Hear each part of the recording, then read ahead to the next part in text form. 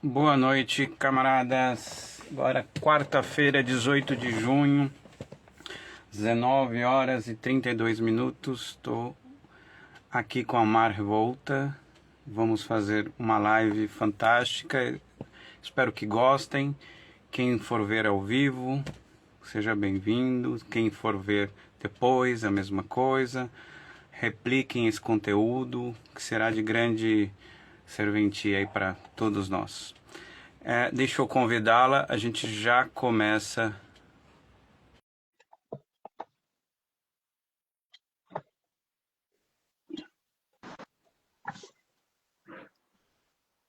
Olá. Oiê, deixa eu só tentar virar minha câmera aqui. Como que eu faço isso? Tem um botãozinho, você clica nele. Tem uma câmerazinha com um sinal invertido. Você tá no celular? Aí. Aí, dá. Nossa, o botão é branco e aí tava aquele branco do ring light, eu não conseguia ver o botão. Obrigado por ter aceito esse humilde convite desse que vos fala. É uma grande honra tê-la aqui conosco. Essa live vai ser feita no Instagram. Amanhã ela já está no YouTube. Quem não me segue lá no YouTube, siga. É um canal que eu fiz para deixar o conteúdo dessas entrevistas, dessas lives. Fica à vontade. Então, peço que siga a gente lá no Walter Ponto no YouTube. Vai ficar em colaboração no perfil da Mar, aqui no Instagram também. Então é isso. Já falei demais. Hoje a estrela é a Mar. E eu queria que você nos desse a honra, fazer uma breve apresentação sobre você mesmo. E aí a gente já começa esse bate-papo gostoso. Dali, massa, Walter. Primeiro, agradecer o convite.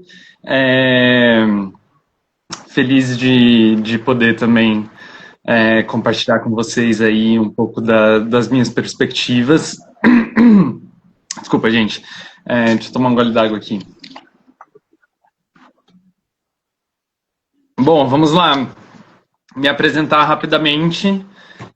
Eu sou Mar Revolta. Sou uma travesti não binária. Eu sou poeta, tenho algumas publicações aí lançadas nesse sentido, em especial o Poesia pelo Fim do Mundo, um exercício em fluxo de confabulação de mundos outros, que é, enfim, resultado de uma oficina de poesia que eu fiz com Tchela Azevedo, que é uma pessoa muito querida para mim, onde a gente tem aí várias autorias dissidentes pensando mundos outros, esse mesmo, pensando mundos outros para além do mundo do homem branco, cis, hétero, colonial, capitalista, né? Eu também sou educadora climática e apresentadora do podcast Revolta Climática, né, onde eu falo um pouco mais sobre ecossocialismo e as lutas socioambientais. Eu também sou militante antiespecista, eu sou vegana há 10 anos, mas o meu antiespecismo nos últimos anos aí tem rumado para um caminho diferente do veganismo. Minha dieta ainda é vegana, mas eu estou disputando o movimento vegano de uma outra maneira agora, e disputando o antiespecismo dessa outra maneira também, né? Acho que é bastante sobre isso que a gente vai conversar hoje. E eu sou coautora do livro Antiespecismos Subversivos, Construções a partir das Dissidências, que é esse livrinho aí, organizado por Martina Davidson, que é um livro com várias autorias dissidentes aí, pensando outros veganismos para além do veganismo branco, liberal, hegemônico, e inclusive até mesmo a possibilidade de desistência desse veganismo, né? Aí, para além disso, eu também milito no Coletivo Cavalo, né, o coletivo anticapitalista por um veganismo acessível e livre de opressões, Inclusive, uma coisa muito legal, a gente tem uma publicação aí, uma tradução coletiva vindo em breve, que eu infelizmente não sei se eu posso falar o nome do livro, mas em breve chega aí uma tradução bem interessante. E acho que é isso. Sou militante ecossocialista libertária pelo Subverta. Acho que isso é importante de falar. E vamos nessa. Essa moça é multifacetada. Eu descobri até que ela passou pela Politécnica da USP. É engenheira, com mestrado e os cambal. Ó, sim, algumas é verdade. coisas. Eu tive uma fase da engenharia. Algumas das suas publicações eu tive o privilégio de tê-las, inclusive com autógrafo. Morram de inveja, eu sou velho, eu gosto de autógrafo. Esse aqui também, que são participações dela, esse que ela comentou, Poesia pelo Fim do Mundo, e novamente essa obra que é um documento, a gente vai falar bastante dela, ela escreveu um artigo aqui que eu adorei, que é Antiespecismos Subversivos, construções a partir das dissidências, que tem a Martina como organizadora, com a Mica, e tem autoras como a Duzati, a Mar Revolta, Dandara, Morgan, Home, eu não sei como que pronuncia, se é Ouija, Obara. É véi. Ah?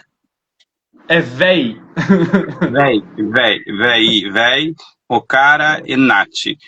Eu li e estou indo para a segunda leitura, porque como eu estou entrevistando essas pessoas maravilhosas, eu já tenho uma live aqui no meu perfil com a Duzati, a Mar, que é a Quenda, né? A Mar é a segunda, né? Eu convidei a Martina, então a Martina virá de acordo com o que nós combinamos no começo de julho. E pretendo convidá-lo às outras. É uma obra que eu gostei demais, né? Eu, como uma pessoa que tenta pensar o especismo, tenta pensar o antiespecismo, tenta pensar o fim do capitalismo e tenta pensar dentro de uma construção filosófica. É uma obra cheia de provocações, cheia de questões para a gente refletir.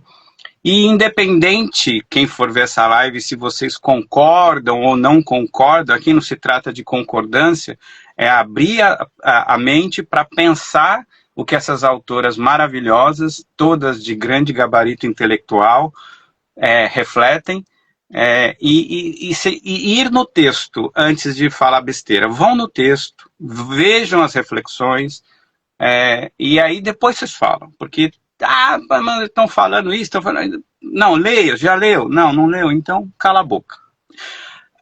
Ela tem não sei se você quer começar, a gente até estava combinando antes da tarde, você tem um começo que eu acho que é bombástico, não sei se você já quer começar por ele, pelo seu maravilhoso poema.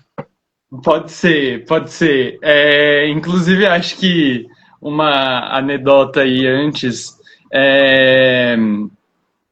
Eu sinto que esse poema eu gostaria de ter escrito ele para esse livro aí, né? No fim, várias coisas aconteceram na minha vida.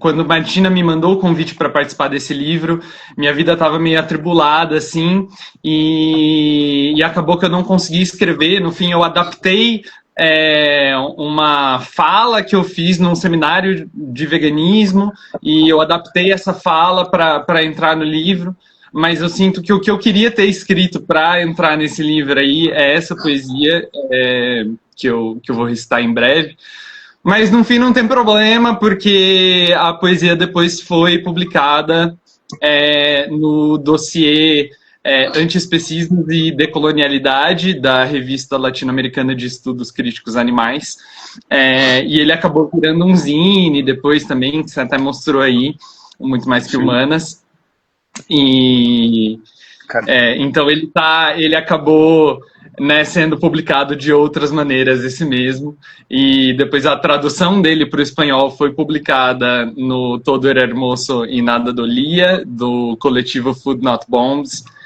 lá em a célula de Barcelona desse coletivo. Então ele acabou ganhando o mundo aí. E, bom, essa poesia chama Muito Mais Que Humanas, a desistência da espécie enquanto praxis decolonial.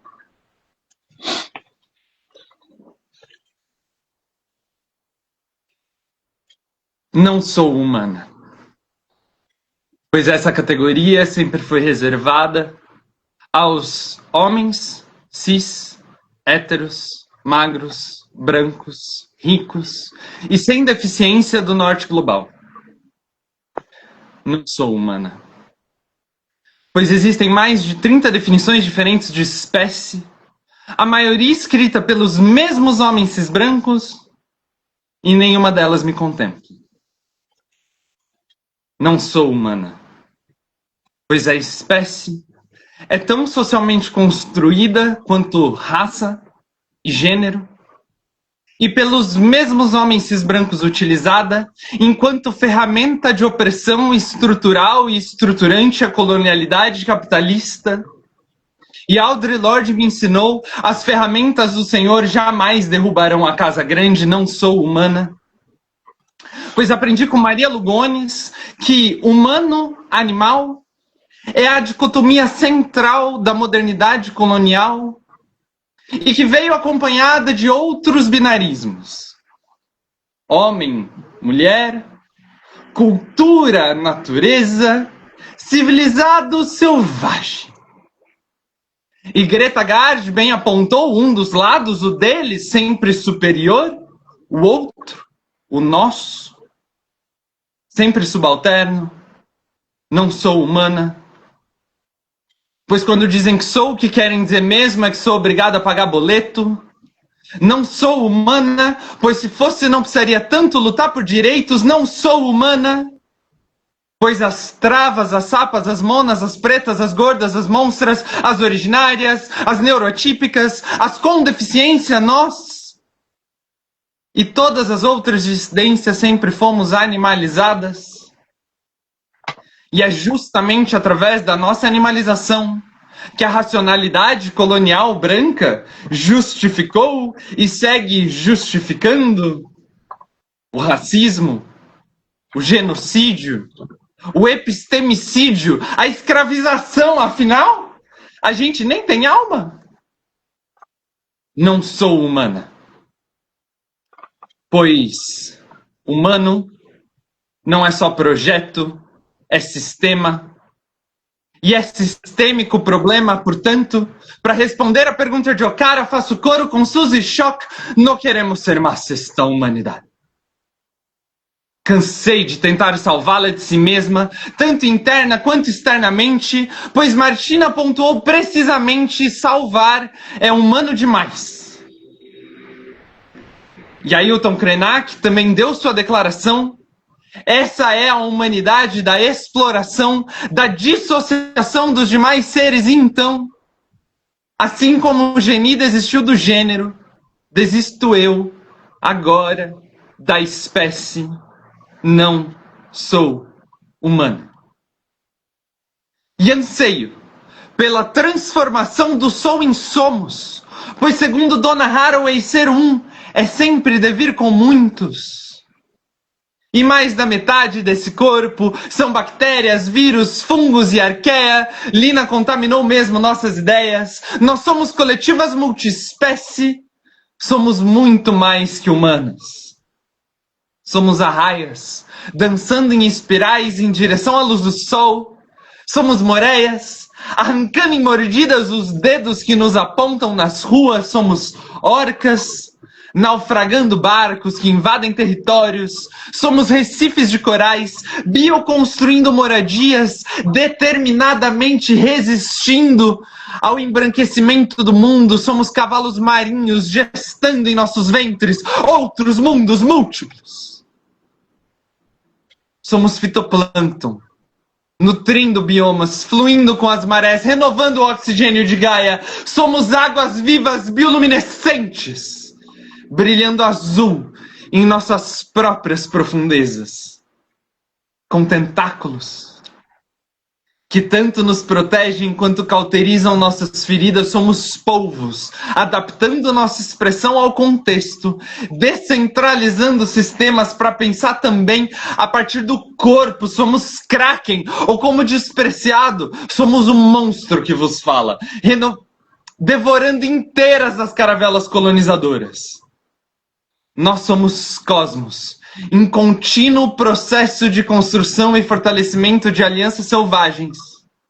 E Nego Bispo já alertou, a cosmofobia é a grande doença da humanidade. Portanto, temam, pois somos múltiplas. Somos calmaria, somos tempestade, somos tsunami, somos mar em revolta.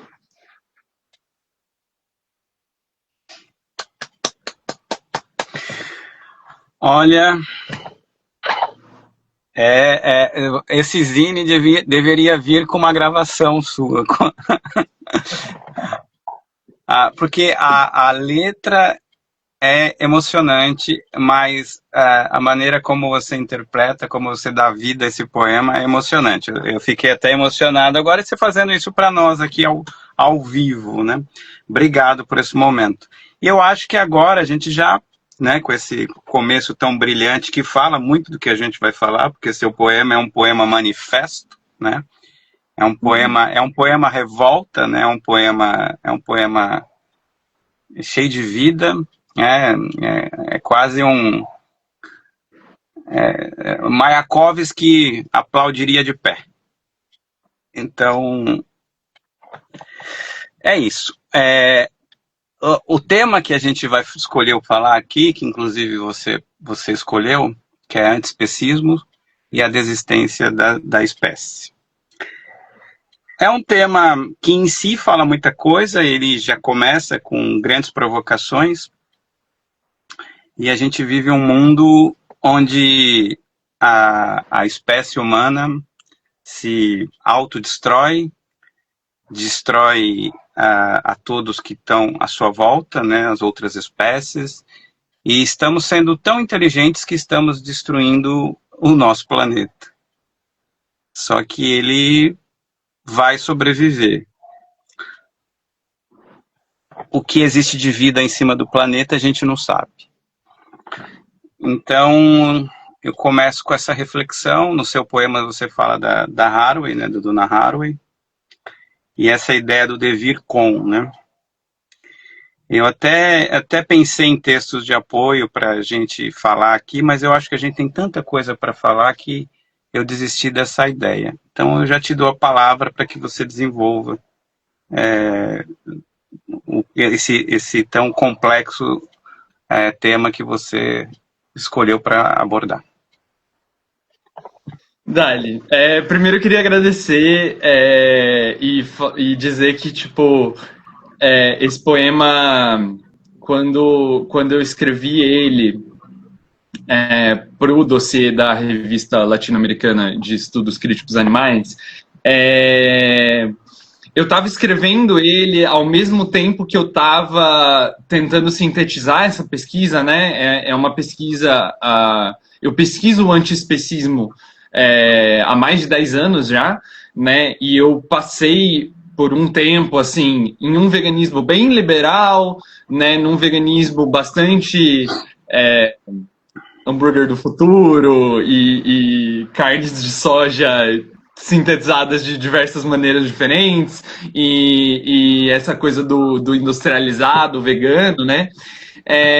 Mas, felizmente, eu entrei em contato com muitas autorias que tinham um veganismo mais radicalizado, mais politizado, né? E a minha pesquisa foi rumando por aí, e eu acho que o meu encontro com a produção intelectual de Martina Davidson foi um grande divisor de águas, assim, na minha pesquisa, né? E eu acho que livro Repensando o Veganismo, de Martina, né? Martina tem esse livro que chama Repensando o Veganismo, perfeito. Incrível que você tá com todos os livros aí, você pode ficar mostrando. Eu adorei, Walter. Mas e a gente nem combinou.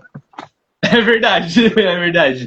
Mas esse livro, para mim, assim, foi um gigantesco divisor de águas, assim, porque... E na época, assim, eu já militava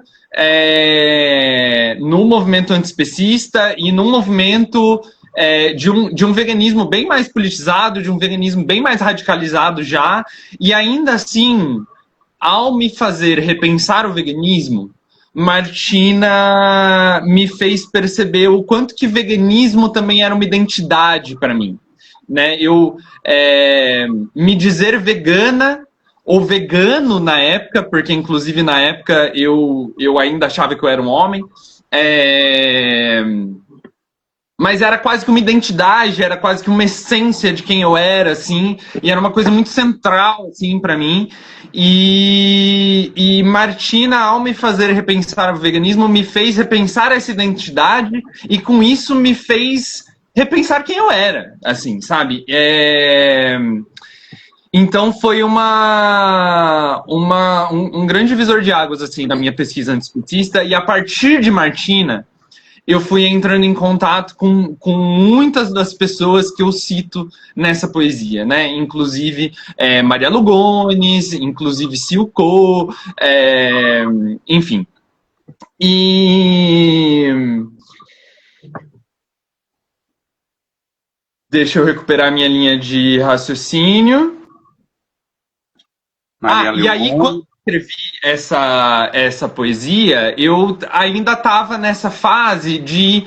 Justamente essa poesia foi uma tentativa de sistematizar essa pesquisa, né? Que, apesar de ser uma pesquisa bastante acadêmica, com muitas referências acadêmicas, eu não estou na academia, né? Eu passei pela academia lá na minha época da engenharia, de 2012 a 2018, mas eu saí da academia e toda a minha pesquisa no antiespecismo, ela é uma pesquisa informal.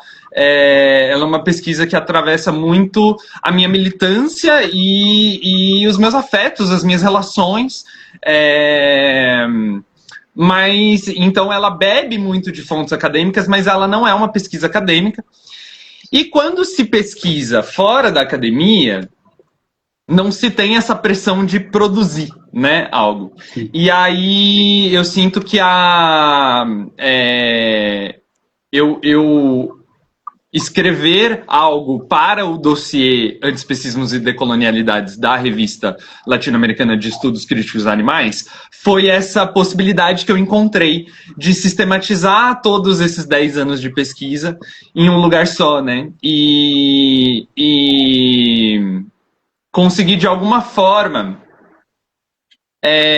argumentar pela desistência da espécie, né? Argumentar por esse lugar que eu estava querendo chegar, que vai muito além da dieta, né? E que a dieta é, sim, um fator nisso tudo, né? Mas é isso, vai bastante além disso, né? Para mim, pensar um antiespecismo realmente radical, realmente anticapitalista, realmente anti-opressões, a gente precisa falar de muito mais coisa, né? E eu acho que a primeira coisa que a gente precisa falar é sobre a humanidade, né?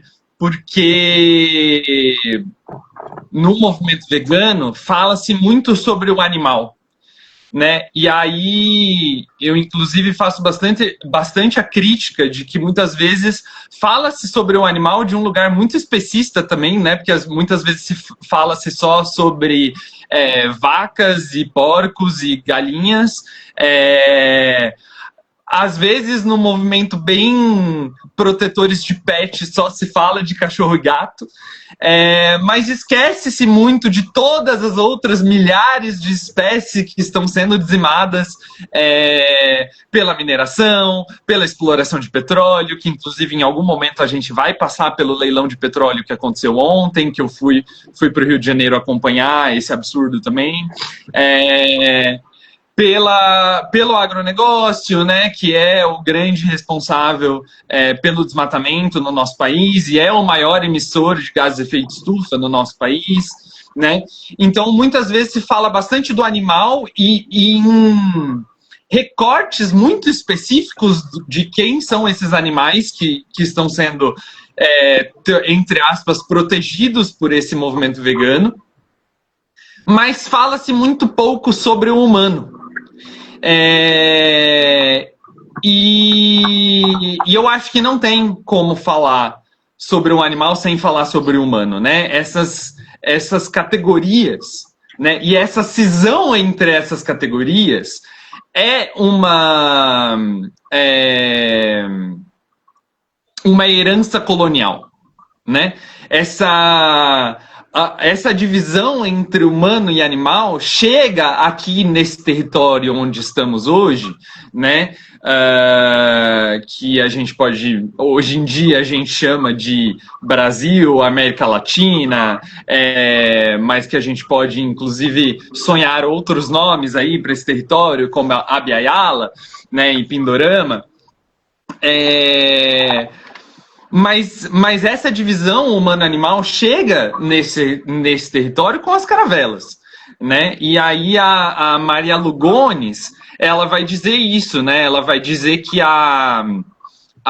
essa hierarquia entre humano e animal é a dicotomia central dessa colonialidade, né? E que ela vem junto com outras dicotomias, né? Como essa dicotomia entre o homem e a mulher, né? E entre a cultura e a natureza, entre o que é civilizado e o que é selvagem, né? E que, então, nesse momento, né, em que essas dicotomias chegam nesses territórios, né, só os civilizados eram homens e mulheres, né? Só os europeus brancos eram homens e mulheres, né?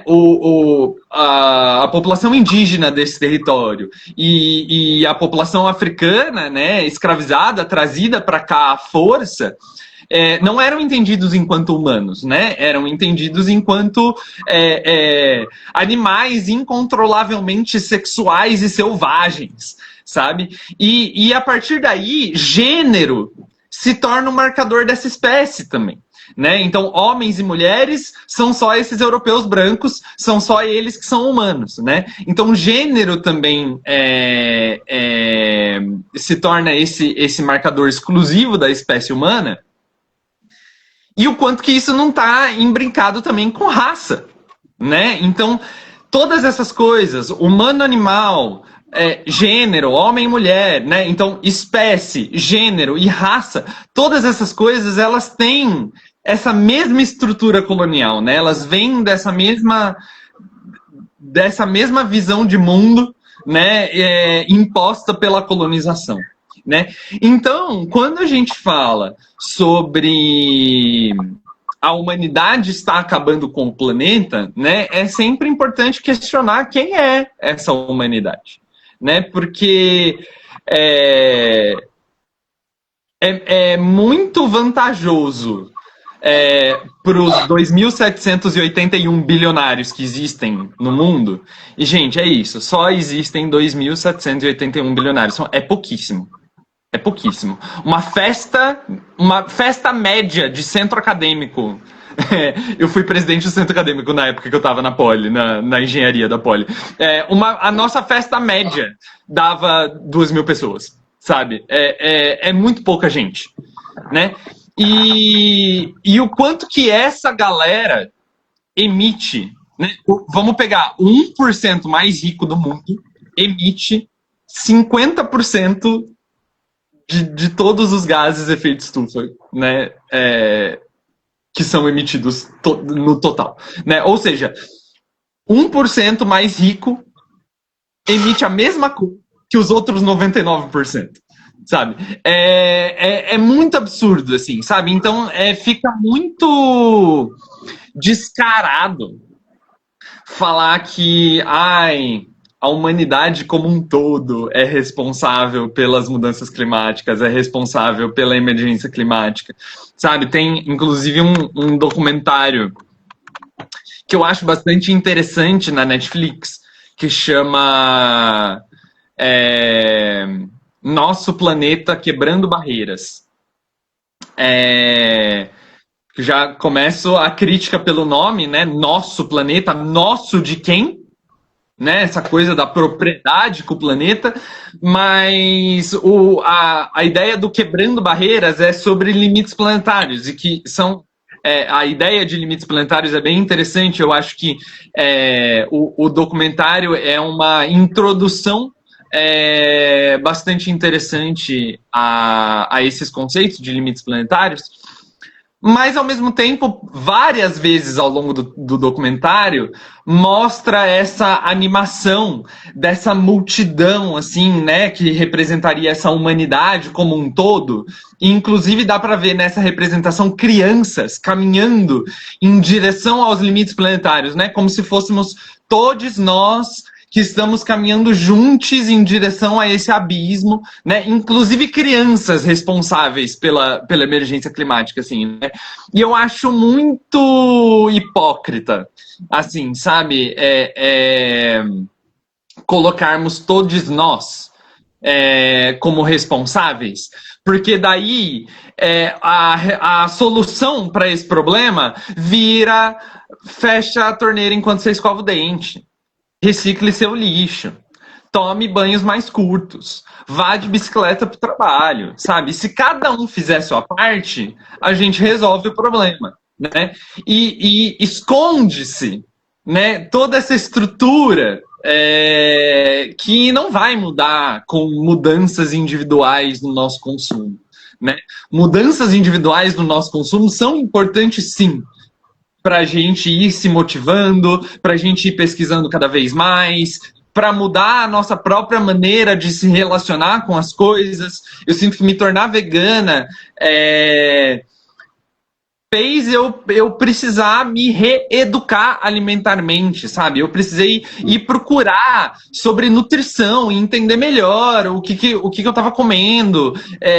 E isso foi muito bom, assim. Eu me relaciono de uma maneira muito mais saudável com a minha comida hoje em dia. Então, as mudanças individuais, elas são importantes nesse sentido, mas elas sozinhas não vão resolver nada, né? Enquanto a gente não destruir a economia fóssil, né? Enquanto a gente não acabar com a lógica de acumulação infinita de riquezas por parte desses bilionários em um planeta obviamente finito, a gente não vai resolver nada, né? Então, acho que é um pouco questionar a humanidade nesse lugar, assim, e entender a humanidade para muito além da espécie, né? Humanidade, assim como raça, assim como gênero, não tem nada de essencial, não tem nada de biológico, né?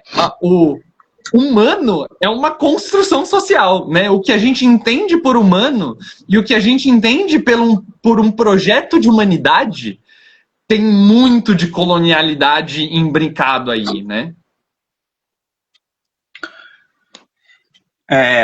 O seu texto, né, nesse livro com várias autoras, chama Impactos Socioambientais da Alimentação Tradicional.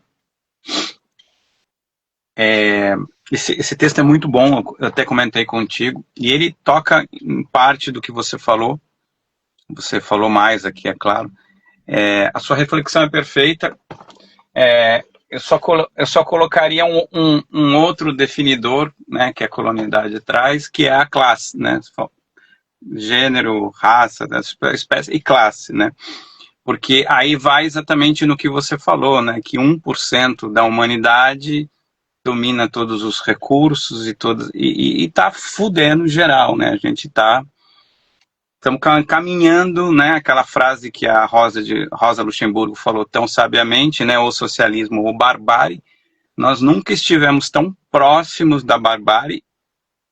Em algumas regiões a barbárie já é a realidade, em Gaza, por exemplo, na maior parte das periferias do próprio Brasil, com a polícia matando. Embaixo do elevado na Santa Cecília, um monte de pessoas em situação de rua, já é uma situação de barbárie. A Cracolândia é uma situação de barbárie. Então, assim, nós já temos muitas barbáries, né, no capitalismo, nesse capitalismo tardio. E a proposta que você teoriza, você e outras autoras e autores, tem uma radicalidade em essência, né, nessa ideia do devir com, da Haraway, e da própria pergunta que a Spivak vai fazer, né, se é possível o subalterno falar, né? Ele diz, não só é possível falar, mas é possível o subalterno virar a mesa, né? O subalterno se colocar enquanto não mais subalterno. E aí eu te pergunto, essa radicalidade que é intrínseca a essa reflexão, ela passa não só pelo abandono de alguns termos do ponto de vista semântico, do ponto de vista conceitual, mas passa, sobretudo, na reconceituação de novos devires, de novas proposições, que passam inexoravelmente por uma ruptura ao especismo e ao capitalismo, né? E isso é de um teor absolutamente revolucionário. Não é à toa que muitas pessoas, quando vocês lançaram esse manifesto, vieram criticar, ou então, não é nem criticar, porque eu não vi nenhuma crítica consistente. As pessoas sérias não criticaram, as pessoas sérias respeitaram. E não todo mundo que criticou não é sério, não é isso que eu estou dizendo. Tem pessoas sérias que criticaram, mas eu acho que criticaram de uma maneira muito superficial, sem ler o que vocês escreveram. E aí eu te pergunto, essa radicalidade anticapitalista e antiespecista, elas fazem parte de todo um contexto, né, que é ou esse veganismo branco, vide Vega Society, vide norte global, ele tá pouco se cagando para isso, né? É um veganismo mais, eu falo que não é um veganismo pela libertação animal, é um veganismo mais para os veganes do que para os animais, porque eu tô preocupado com o rolê, com o que eu vou comer, eu tô preocupado em namastê, eu tô preocupado, e nada contra os namastês, tem namastês maravilhosos, né? Mas tem uns também que, né? Então eu tô nessa toada de voltar-se para mim, e o meu consumo tem que ser ético, não pelo ético, mas por mim, para mim, a ética, a construção social de uma consciência. Uhum. Exato. E eu tenho que ser o cara que é diferentão, mas assim, vai até a superfície, não desce, né? E aí quando eu vou fazer uma brincadeira aqui, vem uma turma de doidas e falam, não, essa porra tá toda errada, vamos subverter isso, né? É de um radicalismo fundante, a fundação é radical. Eu sei que a maior parte de vocês são anarquistas, eu sou marxista, né? Mas é paz entre nós, guerra aos senhores, mas há muita identificação, porque é isso mesmo, é bater na cara e confrontar essa alienação. E nesse sentido, aí vai a pergunta,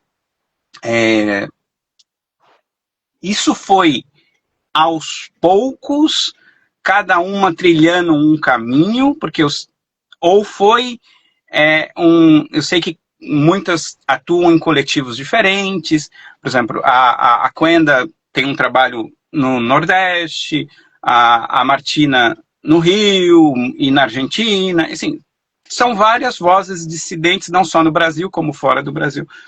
Quando que isso começa? Quando que começa se é que dá para fazer uma cronologia, né? É isso. Legal. Eu acho que começa com o Repensando o Veganismo, de Martina. Eu acredito que é através do Repensando o Veganismo de Martina que Martina vai se conectando com algumas pessoas. Eu acho que algumas pessoas do antiespecismo subversivos, Martina já tinha contato desde antes do Repensando o Veganismo, mas muitas dessas pessoas Martina entra em contato a partir do Repensando o Veganismo. E aí é isso, né? Martina escreve o Repensando o Veganismo e daí chega um monte de gente falando, pô, eu também tô repensando o veganismo aqui, sabe? E aí surge, então, esse segundo livro, né? O Antiespecismo Subversivos. E é curioso, inclusive, que ele ia chamar Veganismos Subversivos. E aí, antes dele ser lançado, a gente acabou resolvendo mudar aí esse nome, né, para Antiespecismo Subversivo, justamente por terem algumas pessoas no livro reivindicando essa desistência, né, do veganismo, assim, desse termo. Não todas as pessoas, inclusive no meu próprio texto eu não faço isso, mas eu inclusive falo sobre isso e falo, não, eu tô ok porque eu sei que tem mais gente nesse livro fazendo isso agora. Então eu acho que esse encontro ele se dá através de Martina, assim, né, e foi muitas das pessoas, assim, eu acabei conhecendo por conta do livro, né? Então, Dandara é uma pessoa que eu não tinha tido contato ainda, a própria Quenda, Nath, enfim, várias pessoas eu não conhecia ainda. Eu só fui conhecer no processo de construção do livro, né? Então, isso foi muito legal, assim. E eu acho que você falou da barbárie. E eu só queria colocar que eu acho que assim como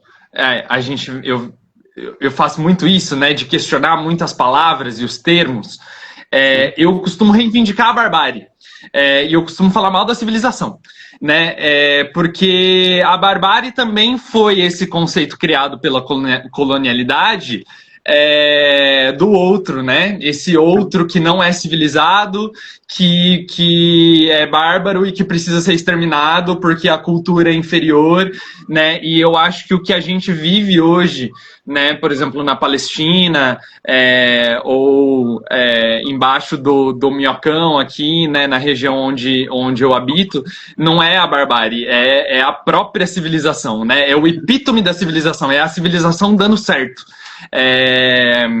Porque essas coisas são necessárias para que o projeto civilizatório se mantenha, né? Então, inclusive, eu sou ecossocialista. É engraçado, você falou que boa parte da galera ali no livro é anarquista, e realmente eu, por mais que eu tenho muita aproximação com o anarquismo, eu vira e mexe, estou em festival anarquista, mas eu milito num coletivo ecossocialista, né, que teoricamente tem uma tradição marxista.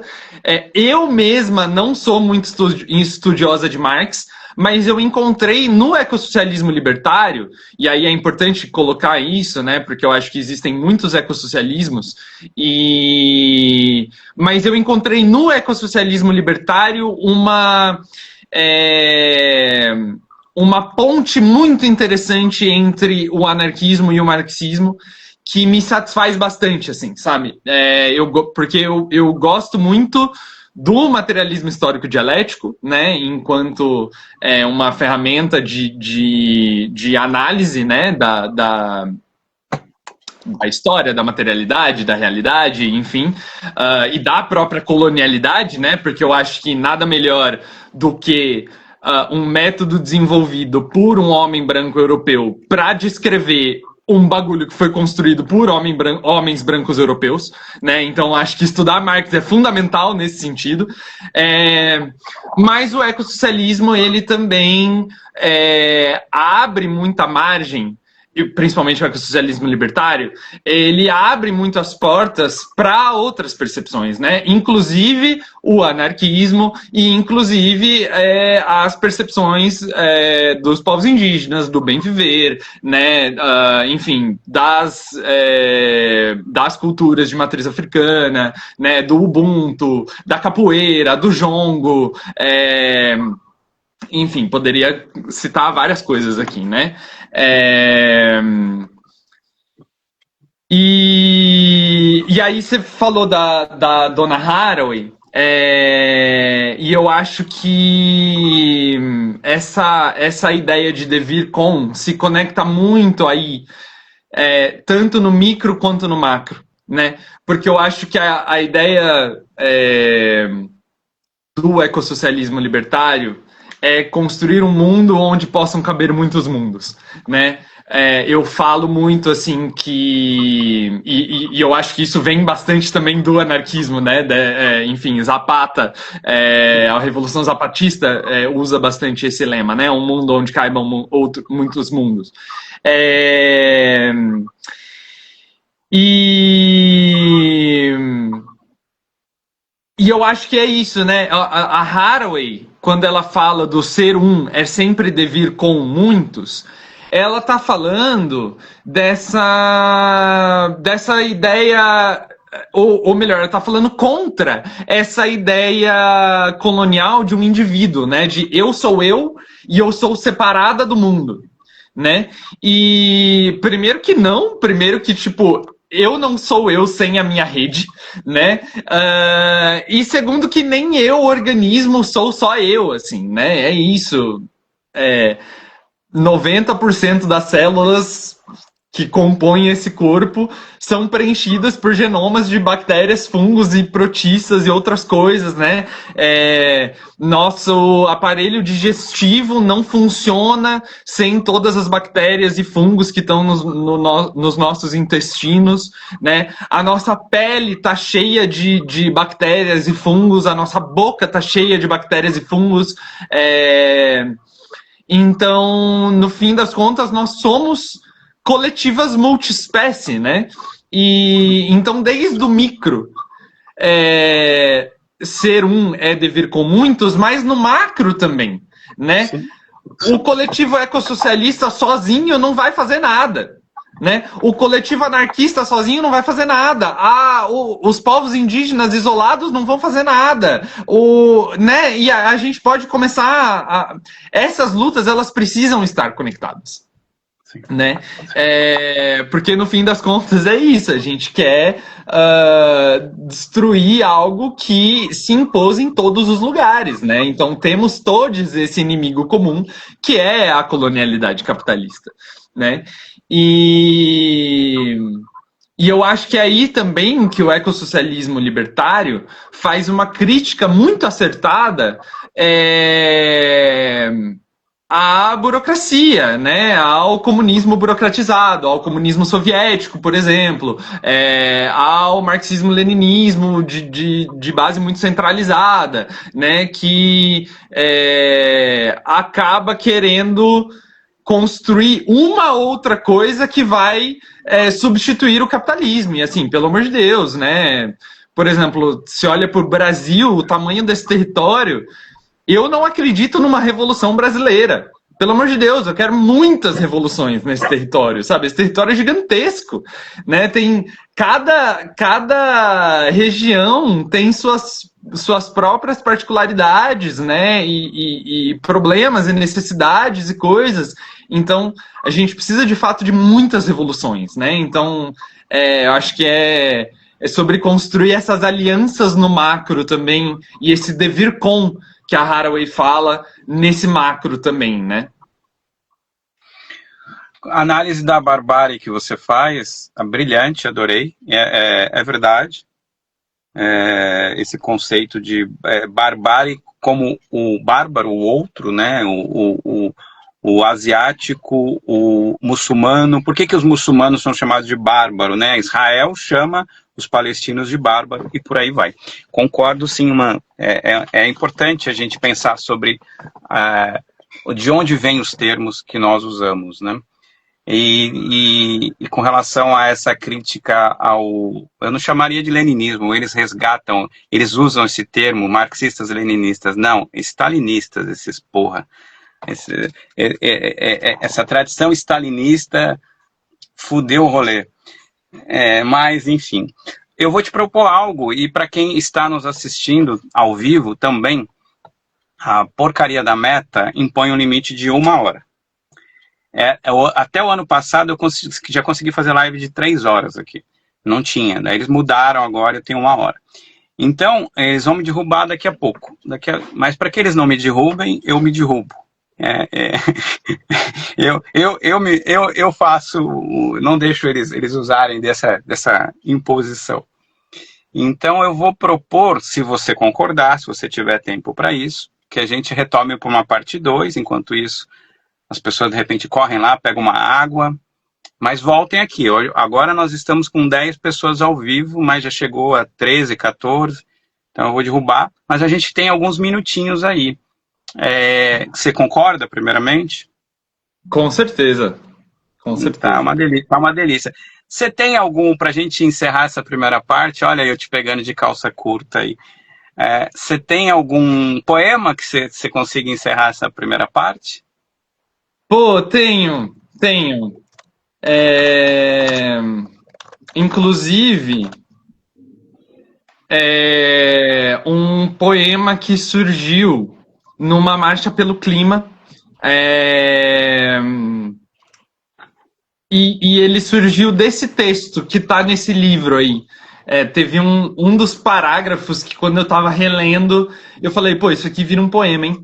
E aí eu escrevi esse poema, e de manhã, assim, e aí à tarde teve uma marcha pelo clima, acho que isso foi em 2023, se eu não me engano, e aí é aquela coisa, né, de tipo, você vai fazer fala e tal, você tem espaço para fala, e eu tipo, meu Deus, eu não preparei nada.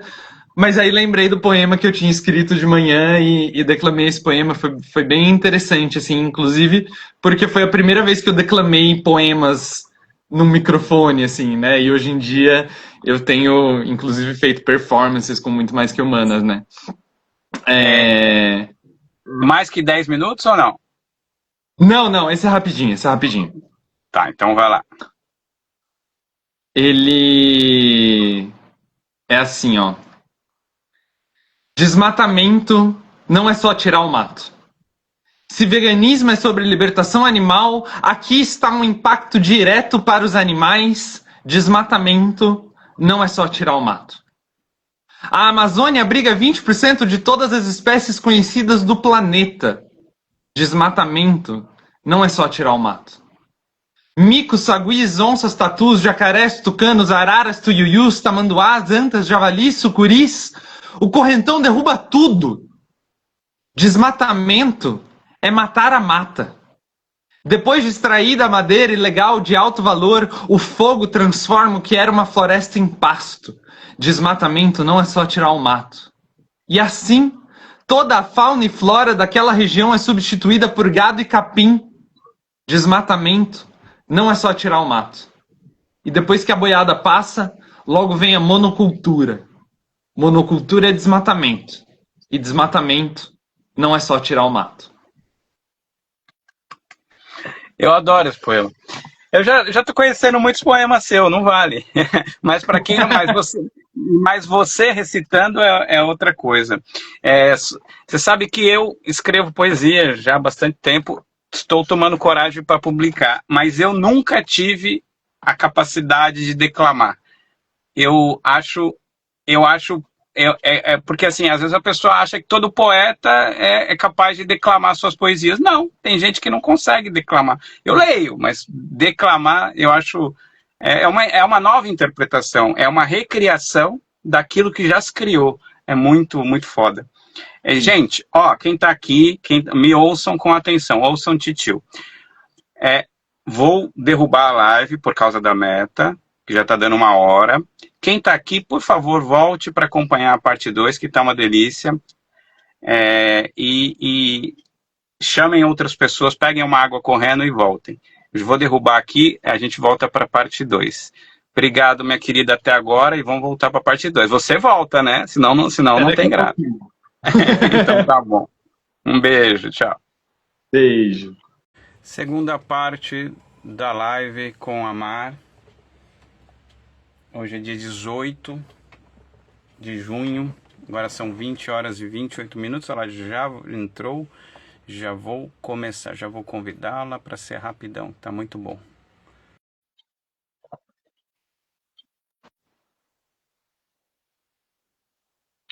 Vamos lá. O pessoal já está entrando. Obrigado, gente. Desculpa, esse problema não é culpa minha, é culpa da Meta.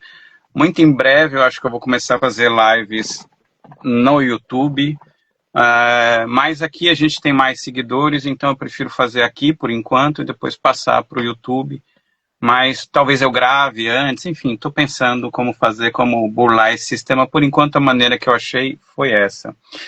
Esse seu poema que você leu agora, que você declamou na última parte da primeira parte, fala do correntão, que quando eu vi pela primeira vez, né, eu fiquei assim, falei, que porra é essa, né, e fiquei assim assustado, né, e aí eu fui atrás, fui ver, é uma coisa assim absurda, né, como que esses parasitas do agronegócio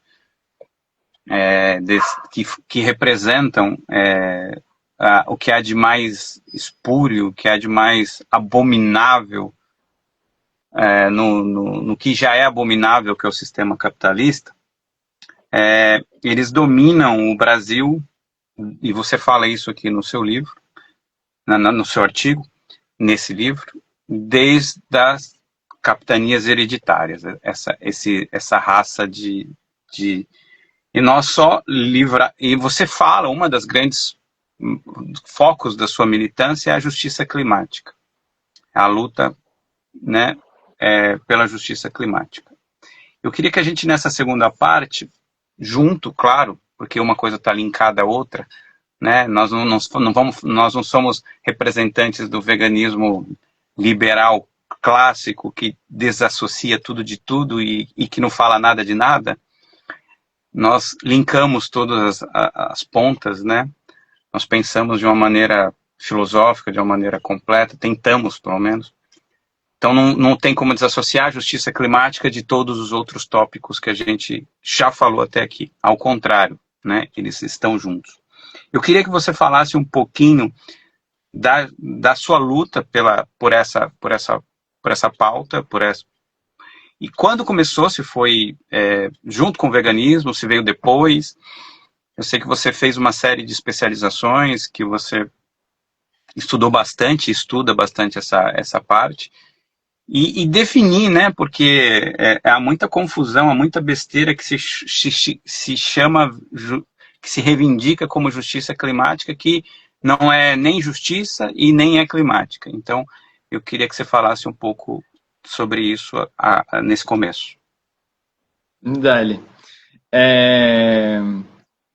Só antes de começar, você mencionou sobre essa coisa de declamar a poesia, né? E eu lembro lá no comecinho eu ia falar que Muito Mais Que Humanas, né, o primeiro poema que eu declamei, conforme eu ia escrevendo ele, eu ia declamando ele, eu ia mandando áudios dele para outras pessoas, né, para pessoas próximas. Martina foi uma pessoa que recebeu áudios dessa poesia em construção, assim. Então, de alguma forma, essa poesia sempre ela foi escrita para ser declamada, assim, né? Ela foi escrita para ser performada, inclusive. Eu acho que as minhas poesias, elas passam muito pelo corpo. Inclusive, acho que Muito Mais Que Humanas, o subtítulo é a desistência da espécie enquanto praxis decolonial, né? E eu acho que a ideia da desistência da espécie é justamente entender também como que isso atravessa o meu corpo, né? Como que eu me entender não humana, o que que isso significa em relação a eu ser uma travesti sapatão não binária, né? O que que isso significa em relação a eu ter tentáculos de polvo tatuado na cabeça? O que que isso significa em relação a eu ter a língua bifurcada, né? E o como que todas essas coisas compõem esse corpo, e um corpo que desiste desse design, né? Dessa noção ideal do que é um corpo humano também, né? E eu acho que a declamação da poesia, ela vem muito nesse lugar, assim, né? É uma poesia que parte do corpo, assim. Então, por mais que dê para ler ela só escrita, eu acho que ela sempre foi feita para ser declamada, né? E bom, sobre justiça climática, acho interessante a gente partir um pouco para esse lugar, assim, porque primeiro que sim, isso sempre esteve atrelado com o veganismo, inclusive quando eu virei vegana, assim, foi por conta de um documentário chamado Cowspiracy, né? Que eu acho que em português se chama Conspiração das Vacas, né? Alguma coisa assim. E é um documentário que fala muito sobre a pegada de carbono da carne, né? Então, de alguma forma, eu entrei no veganismo já com a questão climática atrelada nisso. E aí foi, enfim, muito tempo. Isso foi em 2015, né? E aí, lá para 2021, final de 2020, comecinho de 2021, foi quando eu de fato comecei a militar no antiespecismo. E aí minha militância, meu antiespecismo já era bem mais politizado do que naquela época, mas de alguma forma eu nunca de alguma forma eu sempre fui pesquisando cada vez mais as mudanças climáticas também, né, junto com a minha pesquisa do antiespecismo. E aí a gente precisava fazer uma formação de novos militantes no nosso coletivo, e a gente pensou em alguns temas que a gente queria falar sobre nessa formação. E um dos temas que a gente pensou era mudanças climáticas, emergência climática, e eu fiquei responsável por montar essa formação, né? E isso foi lá em 2021, e esse foi o início da minha carreira aí enquanto educadora climática, assim, né? E a partir eu montei essa formação, foi quando eu comecei a entrar de fato assim nos estudos mais acadêmicos. Que ano? 2021? 2021, começo de 2021. Em plena pandemia, né? Em plena foi no meio da pandemia, sim, sim. E aí é isso, né? Eu acabei me aproveitando a pandemia para também fazer alguns cursos de extensão, né? Eu fiz 2 cursos de extensão da Universidade Estadual do Ceará, do professor Alexandre Araújo Costa, um sobre emergências climáticas e outro sobre limites planetários, colapso ambiental e antropoceno. E aí, a partir daí, a luta a luta contra a emergência climática, né, a luta por justiça climática, sempre caminhou assim comigo, né?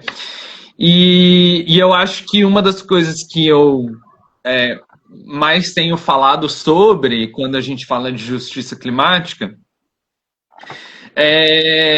enfim, primeiro que a gente precisa falar de racismo ambiental, né? A gente precisa falar que as populações mais afetadas pelos desastres climáticos, que não são naturais, né? São desastres bastante humanos, inclusive, né? E pensando a humanidade como essa colonialidade capitalista branca, rica. Mas as pessoas mais afetadas são as pessoas negras, são as pessoas indígenas, são as pessoas enfim, é a juventude periférica, né? São as pessoas trans, a população trans travesti. Então, acho que a gente, óbvio, não pode deixar de falar de racismo climático.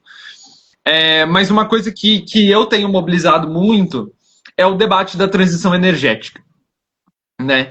Porque, como tudo, o capitalismo tem se apropriado muito desse termo, né? Eu acho que é isso. O capitalismo é uma arte de se apropriar dos termos que a gente cria contra ele, né? Sim. E é isso. O capitalismo tem se apropriado da transição energética para construir latifúndios de produção de energia eólica no Nordeste e expulsando as comunidades tradicionais caiçaras de lá, sabe? E seguindo, propagando o etnocídio e o apagamento das culturas e dos modos de vida desses povos, né? O capitalismo tem se apropriado do termo transição energética, inclusive para vender bloco de petróleo, sabe? Que eu falei, né? Que ontem eu fui acompanhar o leilão da Agência Nacional de Petróleo que aconteceu lá no Rio, né? Onde, enfim, poucas empresas gastaram quase R$ 1 bilhão comprando um território equivalente ao território do estado do Alagoas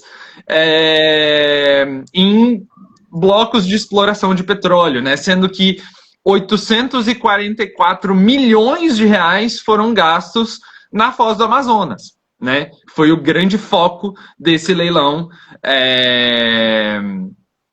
E o capitalismo tem se apropriado do termo transição energética para falar, não, a gente está vendendo petróleo para que isso financie um plano de transição energética.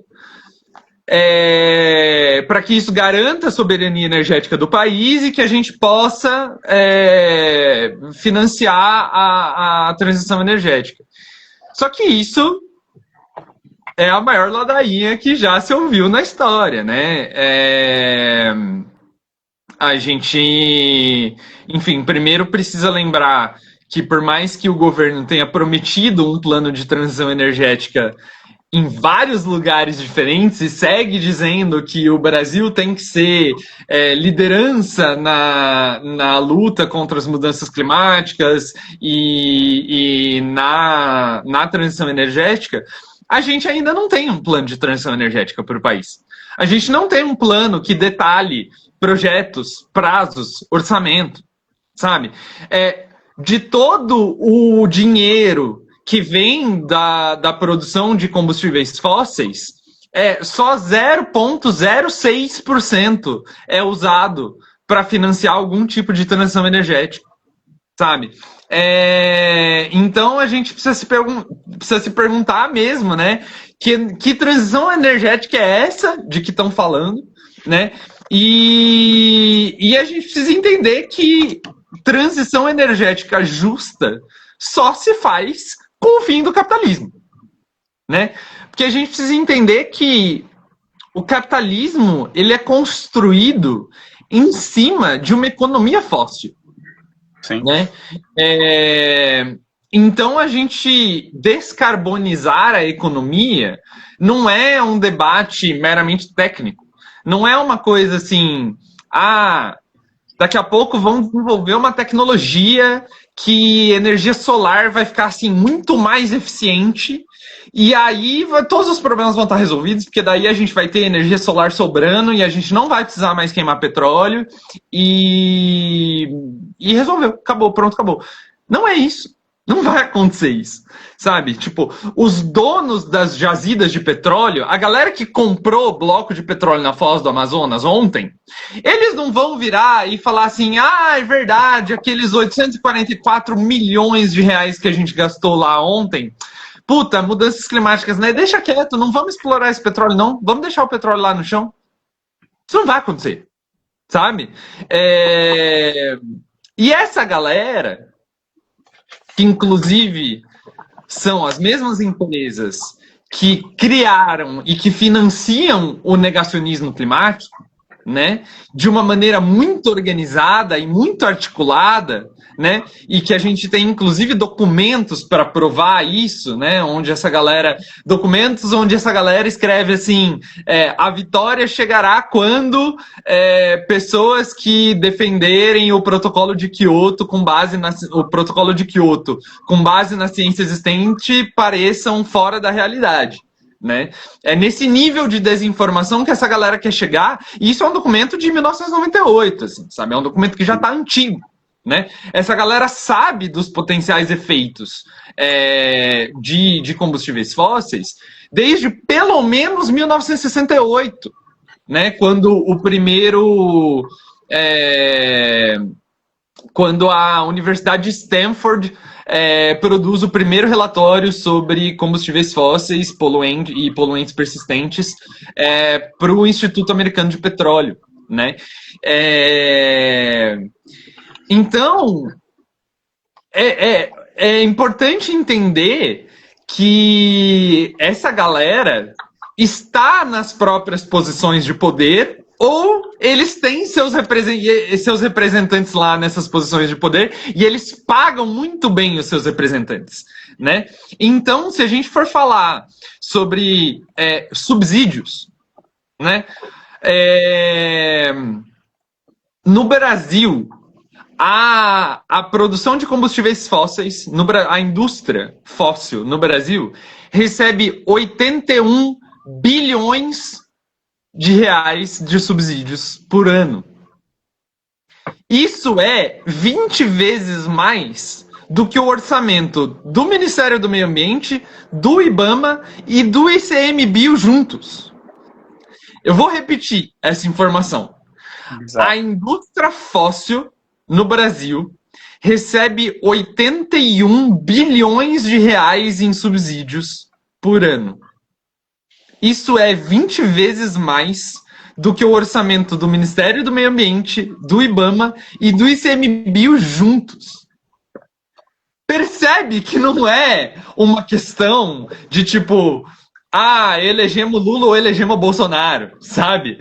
É óbvio que se a gente não tivesse elegido Lula e se o Bolsonaro estivesse lá, a gente estaria se locomovendo em direção ao abismo a uma velocidade muito maior do que a gente está agora. Mas a gente ainda tá. Não é porque a gente botou o Lula lá que as coisas se resolveram, sabe? Existe uma limitação muito grande do que o Lula pode fazer, até porque a gente também está falando só de um país, em um mundo que tem uma economia fóssil, né? Para você ter uma noção, mais da metade de todos os navios que tem circulando os nossos oceanos por aí estão carregando carvão, gás ou petróleo. Então é bem importante a gente entender o quanto que a indústria fóssil é completamente fundante na colonialidade capitalista, assim, sabe? Você falou sobre a ilusão da pequena burguesia, né? Que colocou Lula lá e as mesmas pessoas que estavam no poder continuam no poder, não mudou nada.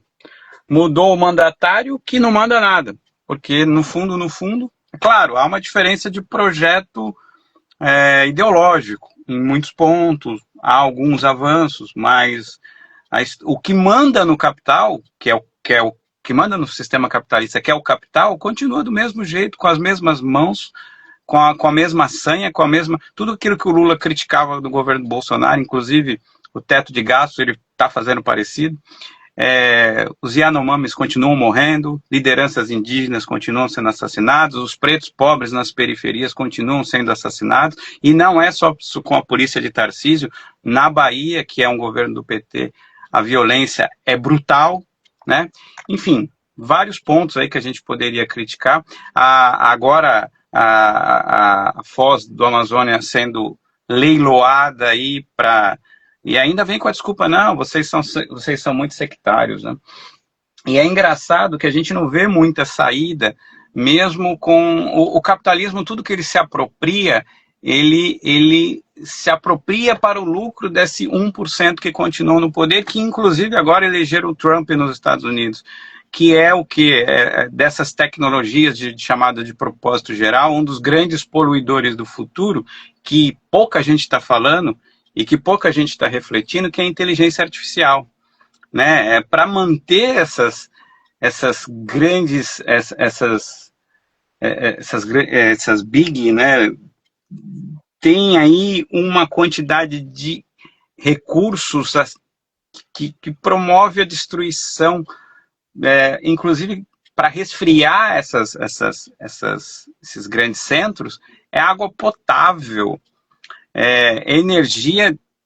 Por exemplo, algumas cidades nos Estados Unidos, em diversas localidades onde tem essas big dates, elas são 25% já vão para resfriar essas máquinas, né? Então, assim, o capitalismo está sempre criando sistemas para aumentar os seus lucros a níveis estratosféricos e infinitos, como você bem disse na primeira parte, num mundo que é finito, num mundo que tem recursos finitos, num mundo que tem problemas que não são pensados, né? A fome, por exemplo, a fome é uma das grandes mazelas aí da falta dessa justiça climática, dessa justiça para todos, para todos, né? Enfim. Eu queria que a gente... você vê, para quem está vendo essa live, para quem nunca refletiu sobre essas questões, se tiver alguém que está começando no veganismo, vê quanto, a partir de um termo, que é o antiespecismo, a quantidade infinita de temas que nós estamos abordando nessas lives. E aí vocês entendam a importância de um livro como esse, não só livro como esse, mas os textos feitos individualmente por essas pessoas, os poemas, porque a arte também é textos como esse, para se pensar como que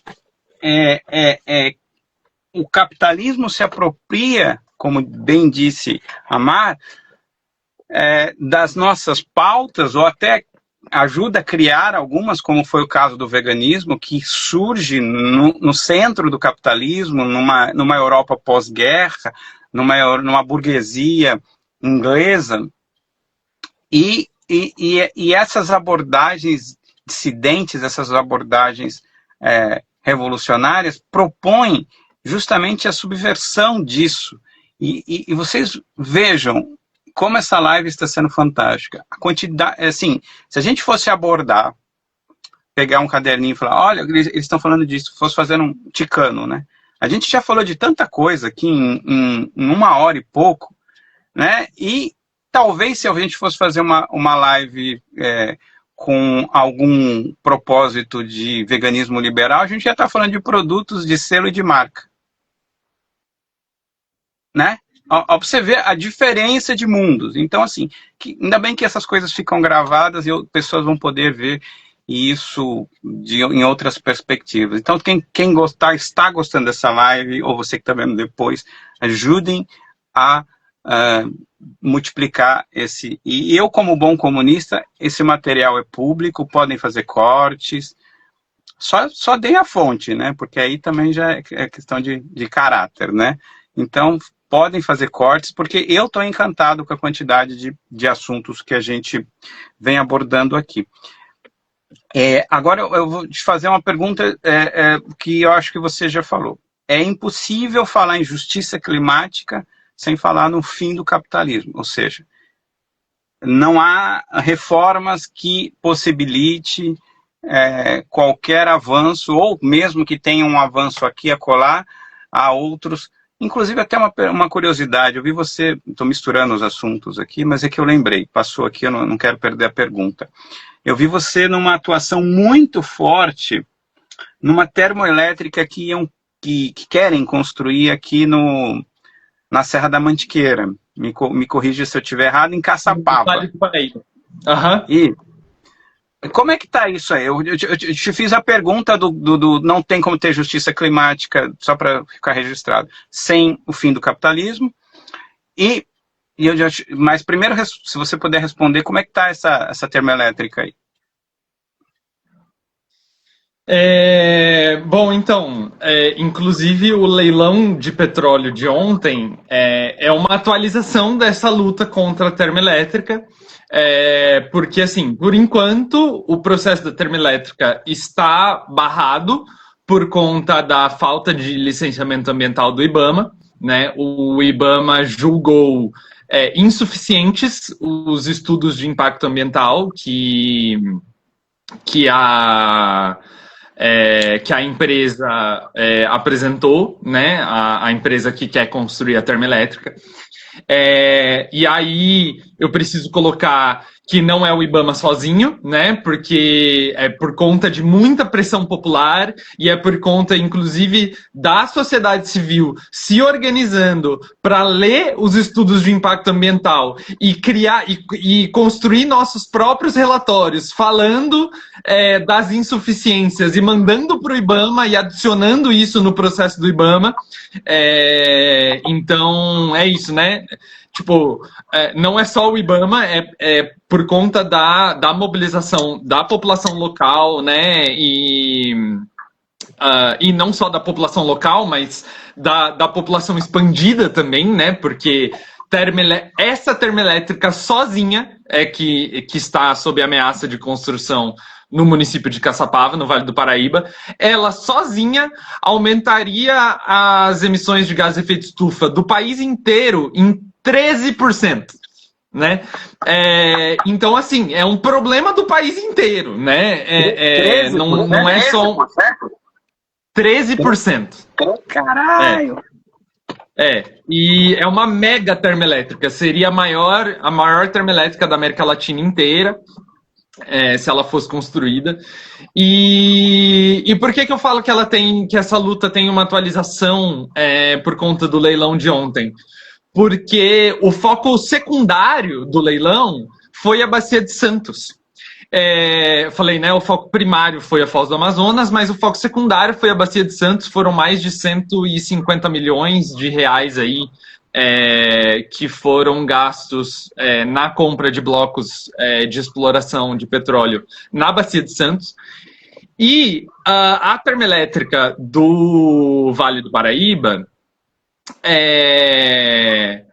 eles estão tentando construir a termoelétrica ali, porque por ali passam gasodutos que vêm de Santos, né? Então, essa termoelétrica queimaria gás fóssil, eles chamam de gás natural, porque parece que essa coisa de colocar natural no nome parece que fica mais limpo, né? Mas, enfim, gás fóssil, metano,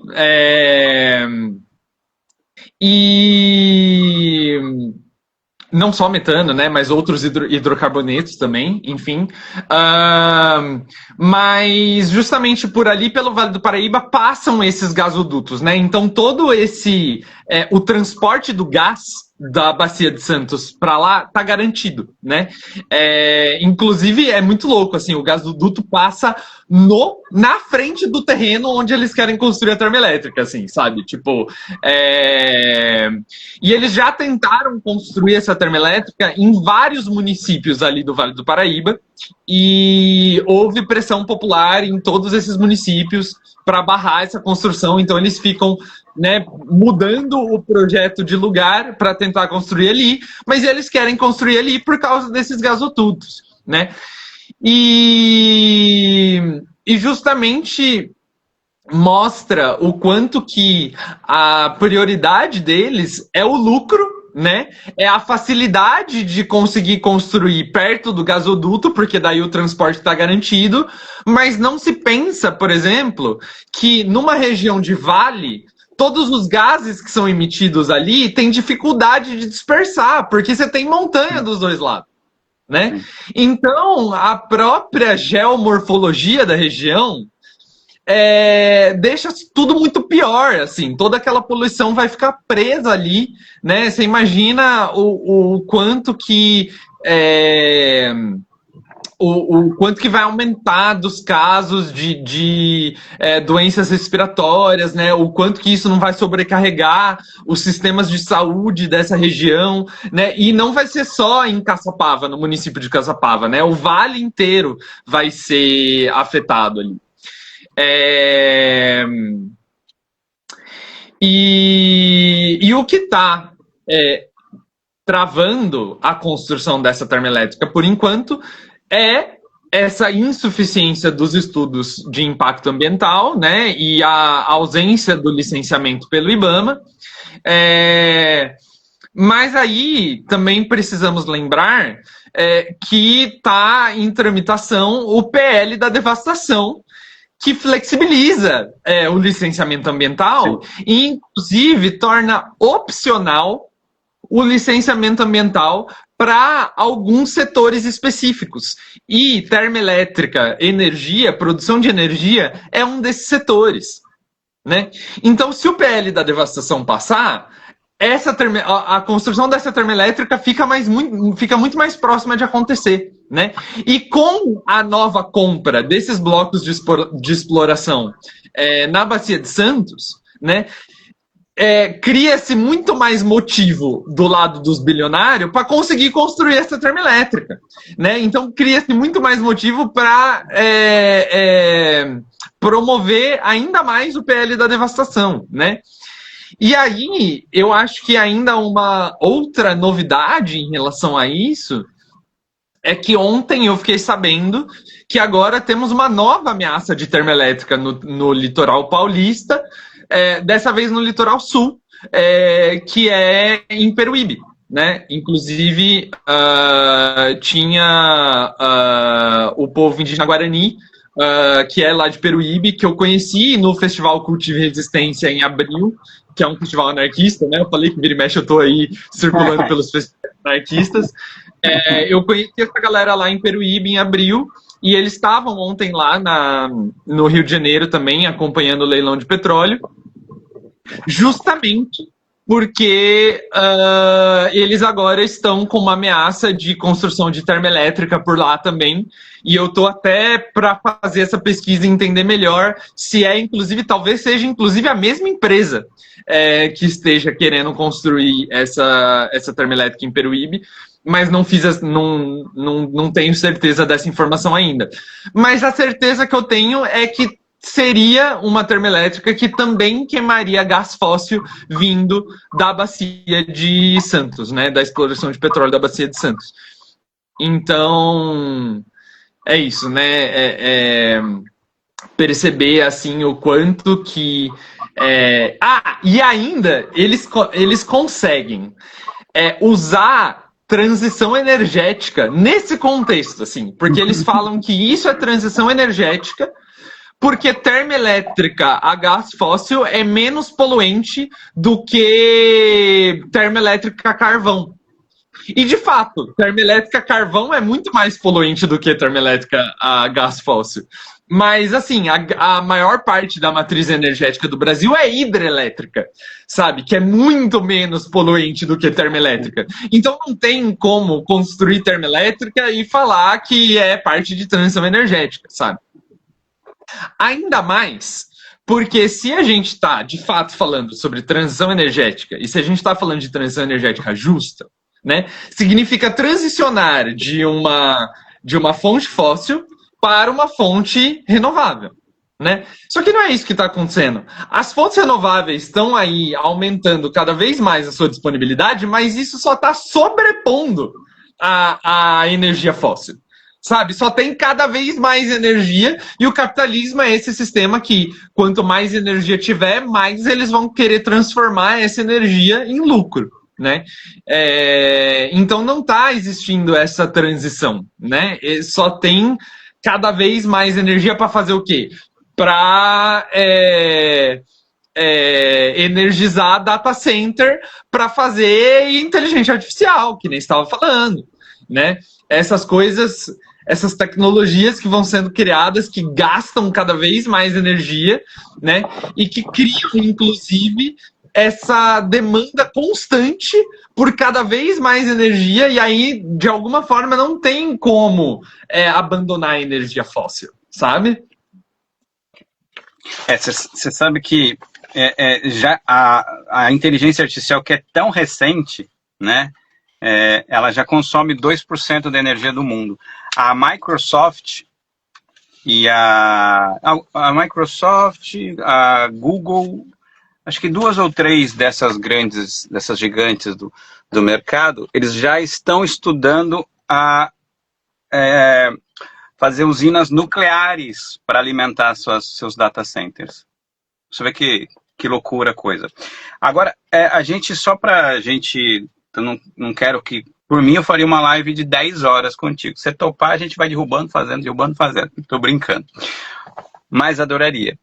A gente não falou, eu gostaria que a gente não terminasse sem que a gente falasse com algum mais detalhe da pecuária, porque eu acho que é a outra ponta que é totalmente destrutiva, né? E a gente está num país que é dominado, né, como a gente já falou aqui, pelo agro, em todas as instâncias, inclusive grande parte do governo do Lula hoje é do setor do agro, né?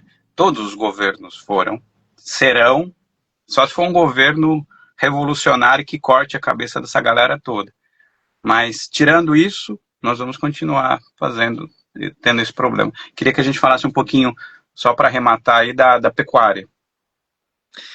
Massa. Bom, e é isso, né? Acho que o ponto da exploração de petróleo é um grande problema, inclusive, só para não deixar passar, 10% do petróleo cru que é importado por Israel vem do Brasil, né? Sim. Então, o nosso petróleo também está alimentando o genocídio palestino, e eu acho que isso é importante da gente pontuar. Sim. Mas em termos das emissões de gás de efeito estufa dentro desse território, o maior responsável é o agronegócio, né? E, na verdade, se o agronegócio brasileiro sozinho fosse um país, seria o 8º país mais poluidor do mundo em termos de gás de efeito estufa, né? Seria o 8º maior emissor de gás de efeito estufa do mundo. Só o agronegócio brasileiro. E vou até abrir aqui uns slides que eu tenho para trazer algumas informações mais em números, assim, né? Para a gente entender assim, um pouco mais sobre isso. Porque eu acho que da mesma forma que a gente tem uma economia baseada nos combustíveis fósseis, né? A gente tem um sistema alimentar baseado na monocultura e no consumo de carne, né? Então, o primeiro, eu acho que é entender que essas espécies aí, né, esses 3 grandes grupos, que na verdade são algumas espécies diferentes, mas esses 3 grandes grupos de tipo vacas, porcos e galinhas, né, são vistos por essa indústria enquanto grandes máquinas de transformar ração em carne, né? Eu acho que esse é o primeiro ponto, assim, né? E esses animais são mortos aos milhões, né? Aos bilhões, inclusive, quando a gente está falando sobre aves, né? E mais um ponto bastante importante é que esses animais eles precisam comer, né? De fato, eles transformam ração em carne. Então, eles precisam comer ração. Então, a gente precisa produzir essa ração, né? E eu acho que é bastante importante trazer, né, que quase metade de toda a produção de cereais do mundo vai para alimentar esses animais, né? E aí eu até trago isso no meu livro, né? para produzir 1 quilo de carne que alimenta 2 pessoas, 3, 4 no máximo, assim, você precisa de 7 quilos de grãos, né? Sim. Que alimentariam aí 15 pessoas, né? Então, perceber também como a fome é parte desse projeto, né? Porque a gente não tem 340 milhões de pessoas passando fome no mundo, porque não tem comida o suficiente, né? É porque essa comida ela está indo prioritariamente para alimentar animais, para produzir carne, para depois serem inclusive exportadas, né? Enfim. E é isso, né? E é bastante ineficiente a gente consumir proteína de carne, né? Se a questão é a proteína, para produzir 100 gramas de proteína a partir de carne de vaca, usa-se 163 metros quadrados, né? Se precisa de 163 metros quadrados de área para produzir 100 gramas de proteína a partir de carne de vaca, né? Mas para produzir essas mesmas 100 gramas de proteína a partir de ervilhas, você precisa de 3,4 metros quadrados, né? Então, 163 comparado com 3 a partir de ervilha, né? Ou 2,2 metros quadrados a partir de tofu, né? Então, é muito mais eficiente conseguir proteína a partir de fontes vegetais, né? De leguminosas, do que a partir da carne, né? E eu acho que é aí que está a questão da dieta, né? Que eu acho que é muito importante e que, infelizmente, o veganismo hegemônico acaba focando só nisso. E, de fato, é uma coisa muito importante, mas é completamente insuficiente também pensar só nisso, né? Mas é isso, não tem como pensar o fim do capitalismo sem pensar o fim do regime de produção de alimentos em monocultura, né? Não tem como pensar o fim do capitalismo sem pensar o fim do complexo industrial animal, né? Não tem como pensar o fim do capitalismo sem repensar os nossos sistemas alimentares, né? Inclusive porque se a gente, vamos pensar, né, que fosse possível a gente acabar com o complexo industrial animal, né? E a gente começar a buscar as nossas proteínas a partir de fontes vegetais, né? Só 1/3 das terras atualmente utilizadas já seriam suficientes para alimentar toda a população do mundo, né? Sim. Esses outros 2/3 do que hoje é utilizado, a gente poderia reflorestar, né? Usar esses territórios para recuperar esses ambientes, restaurar o microclima local, absorver carbono da atmosfera de volta, né? Enfim. E então é isso, né? Entender o quanto que essa lógica da monocultura, né, ela está intrinsecamente ligada nesse modelo capitalista colonial também. Ela é uma dessas estruturas, né? E ligar também o agronegócio, como por exemplo a indústria química, né? Porque o regime de monocultura, ele depende necessariamente de fertilizantes e agrotóxicos, né? Agrotóxicos por quê? Porque espécies em monocultura só tem aquela espécie lá, ela está completamente isolada, ela vira completamente vulnerável a pragas, né? Então você precisa do agrotóxico, né, para controlar essas pragas. E como você está num regime de monocultura também, aquele solo fica completamente empobrecido, né? Porque você não tem aquelas várias espécies trocando nutrientes como num regime agroflorestal, né? Então aquele solo fica completamente empobrecido. Então você precisa necessariamente dos fertilizantes nitrogenados, né? Para que aquelas espécies consigam enfim, dar qualquer coisa de alimento em regime monocultural.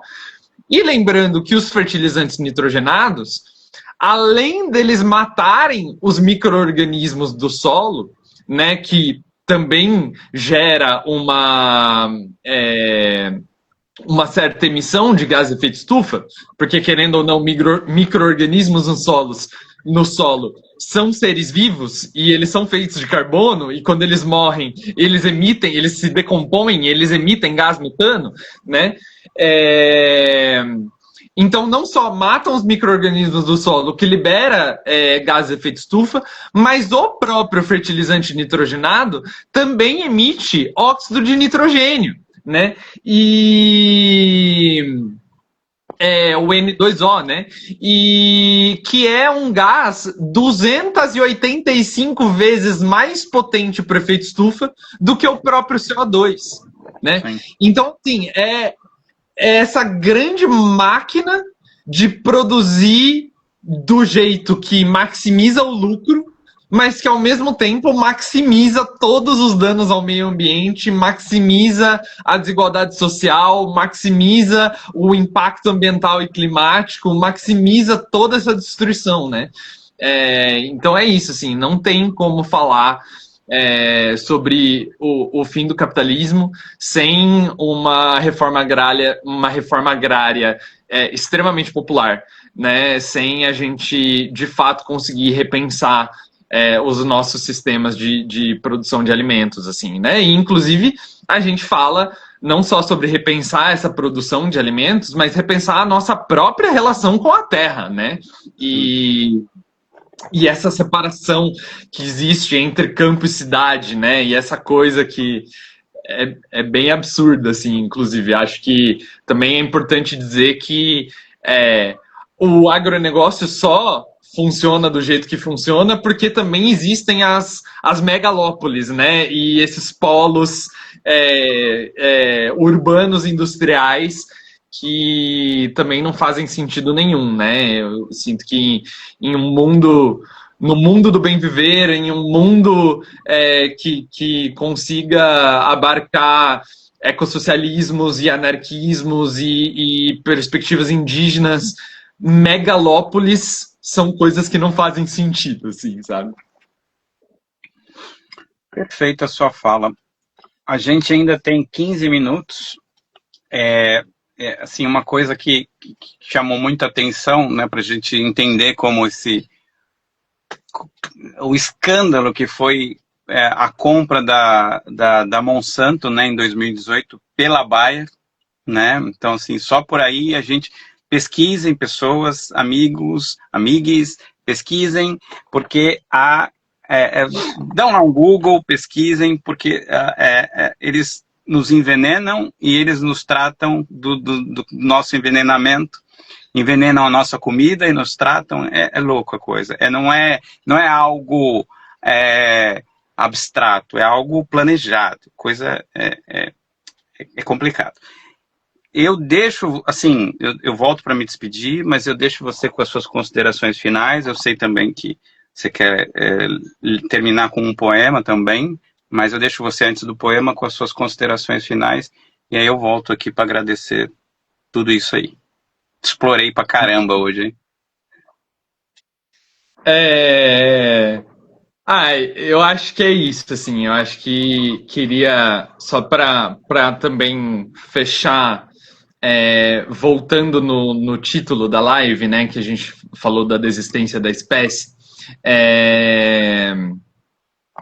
e eu acho que é isso, né, pensar a humanidade não só enquanto espécie biológica, Homo sapiens, mas entender que a humanidade é um projeto de mundo, né? É uma visão muito específica de um povo muito específico, que é o povo branco europeu, capitalista,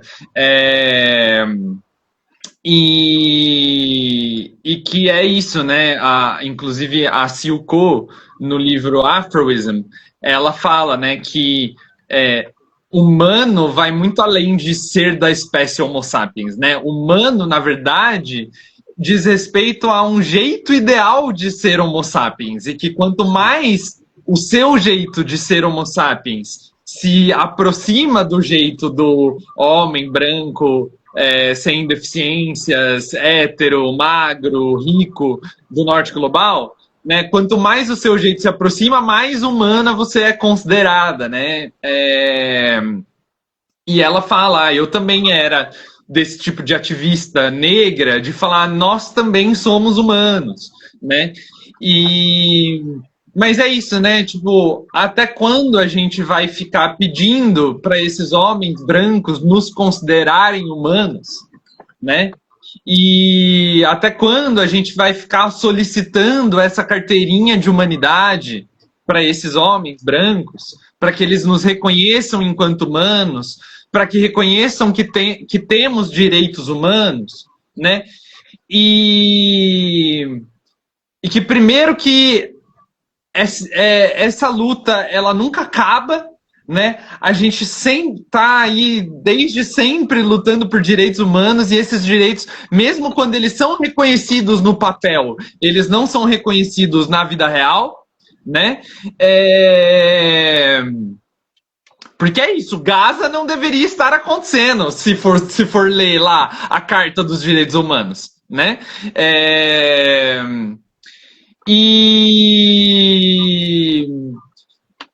E que mesmo que a gente conseguisse a nossa carteirinha de humanidade e tivéssemos nossos direitos reconhecidos, ainda assim, e os animais não humanos? Né? A própria existência de direitos humanos exclui os animais não humanos da ideia de direito, né? Então, enfim, bom, o Estado-nação a legalidade, o jurídico, ele tem muito, tá muito intrínseca aí também, né, na construção do Estado-nação.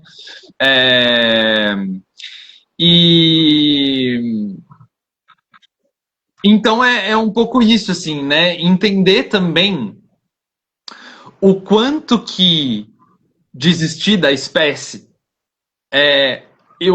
que não significa desistir do DNA, né? Não significa desistir da biologia, mas significa repensar também o que esse DNA pode fazer, o que essa biologia pode fazer, que outras coisas a gente pode pensar, que outros mundos a gente pode construir, que outras alianças com outras espécies a gente pode construir, né? Que outras pedagogias a gente pode aprender a partir de outras espécies. E aí eu acho que Martina vai poder falar muito melhor do que eu sobre isso. Sabe, que outras percepções, que outros usos do corpo a gente pode aprender com outras espécies também, sabe? Que outras coisas a gente pode ser a partir do momento que a gente entende que tudo isso que nos foi dito, que é a tal da humanidade, que de alguma forma sempre tem uma coisa de ser inerentemente boa, essencialmente boa, né? Então, os políticos, quando estão fazendo campanha, eles falam que eles querem uma cidade mais humana, ou uma cultura mais humana, né? Nas escolas, né? Tem as pedagogias humanizadas, o parto humanizado, né? Que de alguma forma de alguma forma esse humanizado significa melhor, né? Mas eu fico perguntando o que isso de fato significa, né? Por que uma coisa mais humana é melhor, sabe? E aí tem essa coisa, né, de chamar, por exemplo, o Bolsonaro de desumano, o Trump de desumano, né? E aí eu sinto que isso acaba isolando o problema neles, né? Como se eles são desumanos, então o problema está neles, não na humanidade, né? E eu acho que, pelo contrário, assim, o Bolsonaro e o Trump são os grandes exemplos de humanos, né? Porque eles são as pessoas que estão lá articulando para fazer com que esse projeto de humanidade colonial capitalista se desenvolva, né? Sim. Então eles são grandes exemplos de humanidade, né? E então a minha ideia é justamente questionar esse lugar, assim, porque muitas vezes ou a gente está pedindo para que essas pessoas nos reconheçam enquanto humanos, ou pedindo para que essas pessoas sejam mais humanas e não destruam o ambiente da mesma forma que é isso, aonde que isso vai chegar, sabe?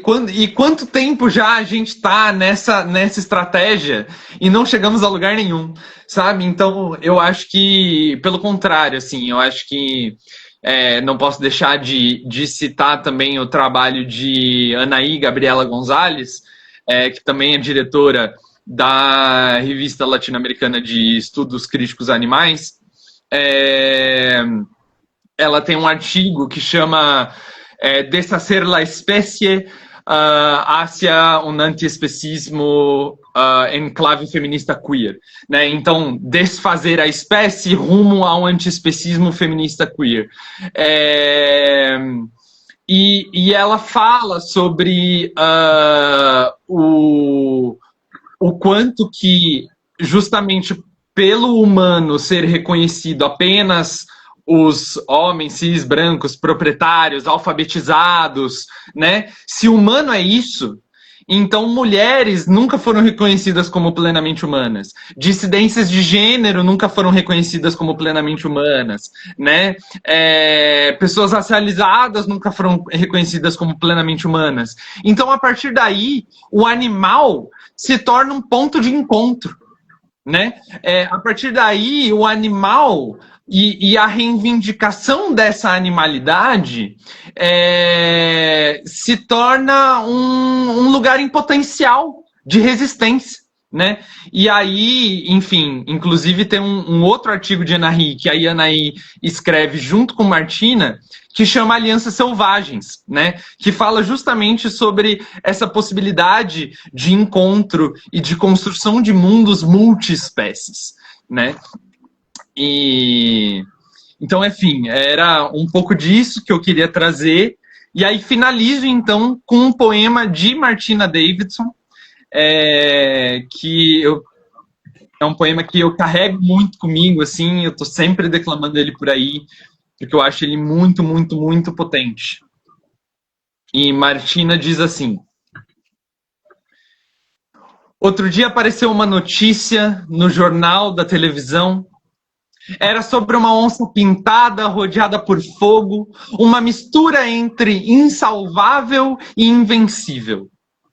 E eu pensei no fim do mundo, nessa promessa macabra que cola nossos dedos entre eles, que aumenta o silêncio nos ossículos do ouvido. Logo eu, que já vi tantos mundos acabarem, que já destruí tantos armários, que já fiquei sozinho no meio do fogo, invencível, insalvável, que já achatei meus peitos, que já ensaiei outros nomes, logo eu, que disse tchau e limpei sangue dos meus lábios erodidos pelo vento, logo eu, que bebi indigestão logo de manhã junto com água morna e limão, logo eu, que já borrei o batom do mundo, logo eu, que já entendi que quando o mundo acaba, existe a chance de que outro comece. Basta conseguir chorar a angústia alheia, basta desintegrar o corpo num ensaio eterno de desejos e intenções. E quando voltei a ver a notícia, a onça tinha conseguido correr, mexer as vibriças, estar do lado de fora da chama, ainda insalvável, ainda invencível, porque salvar é humano demais, porque ser vencido faz parte da beleza desse mundo, mesmo com toda a violência, mesmo com todo o medo. Quando há uma situação de enfrentamento, um animal pode ter 3 respostas: paralisar, fugir e lutar. E tá na hora de ensaiar novas respostas, novas perguntas, capazes de gestar coletivamente alguma outra coisa, alguns outros mundos fluidos, como a água de um rio que jamais vai secar. Martina Davidson. Fabuloso, lindíssimo. Como os seus 2 anteriores, lindíssimo. Querida, assim, eu ficaria horas conversando contigo. É bom porque já te convido quando você quiser. A casa é sua, o assunto você vai escolher para uma nova live, muito em breve, tomara. É muito assunto, é muita coisa, tem muitos temas, muitos tópicos, são linhas voltando para Haraway, né? Voltando, são né? Como se fossem novilhos entrelaçando. Aliás, Haraway ajuda a gente a pensar muito essas questões.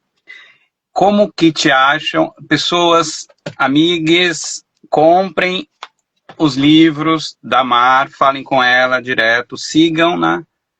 Então, tem vários livros, vários participações, livros próprios. Tem esse aqui, cadê o antiespecismo? Bom, enfim, enquanto eu vou achando, achei. Aqui é o antiespecismo, de várias autorias, tem da Martina também, quem não leu, leia, sobretudo alguém que se diz vegano, tem obrigação de ler esse livro para entender uma série de coisas, para dar um choque no seu cérebro, no meu e de todos, de todas. Como te acham? Daqui a pouco cai de novo, então eu vou pedir só para você se despedir mesmo, mas eu te agradeço demais, eu estou muito feliz, assim, estou encantado, né? Já acompanho você, mas assim, estou encantado. A palavra é essa, encantado. Obrigado de coração. Obrigado, Walter. De fato, eu agradeço muito o convite. Eu topo voltar. Enfim, eu até falei para você que era legal esse reencontro com formato de live, porque foi assim que eu comecei lá em 2021 na militância, no antiespecismo, e foi com uma live sobre agronegócio, inclusive. Então, legal voltar, mas agora desse outro lugar, já falando, enfim, sobre desistência da espécie, né? A pesquisa avançou bastante. Vocês me acham principalmente no meu Instagram, @mar.revolta, que é a partir do qual eu estou fazendo a live aqui também, né? Mas também peço que procurem o meu podcast, que chama Revolta Climática, né? No Instagram tá como revolta.climática, mas ele tá aí Spotify, Deezer, Apple Podcasts, tá em todos os principais, as principais plataformas aí. Então, né, o Revolta Climática é um pouco mais o meu trabalho sobre mudanças climáticas mesmo, né, emergências climáticas, mas eu acabo, né, sempre trazendo antiespecismo por lá também. Inclusive, tem um episódio sobre indisciplina animal e maneiras mais que humanas de resistência à colonialidade capitalista com Martina Davidson, né? O último episódio que foi lançado é esse, inclusive, que está muito gostoso. Recomendo que todos aqui que curtiram esse debate escutem esse episódio com Martina. Enfim, todas as minhas publicações estão no meu perfil pessoal, né, mar.revolta. tem os destaques lá com as publicações, é só me mandar mensagem. Se quiser saber mais sobre as publicações também, eu tô aqui. Eu sou uma pessoa muito acessível, se quiserem trocar ideia comigo, me mandem DM no Instagram, vamos trocar ideia, porque é assim também que as pesquisas se movimentam, né? É assim que a gente entra em contato com outras pessoas, outros pensadores, outras referências. Então, estou super aberta para essas trocas. E é isso, sigamos juntos. Querida, a todos, vai estar no meu Instagram e no da Mar, e amanhã tá no YouTube isso daqui. Me sigam lá no Walter Ponto, sigam a Mar. Eu já ouvi algum desses podcasts, esse com a Martina eu ouvi, adorei. E eu não sabia que tinha no Instagram, eu ouvi no YouTube. Vou seguir lá a página também. Acho que eu já devo seguir, não sei. Acho que sim. Um beijo enorme. E obrigado demais. Estou muito feliz. Eu que Tchau, agradeço. gente. Obrigado. Divulguem essa live, tá? Um beijo. Tchau, tchau.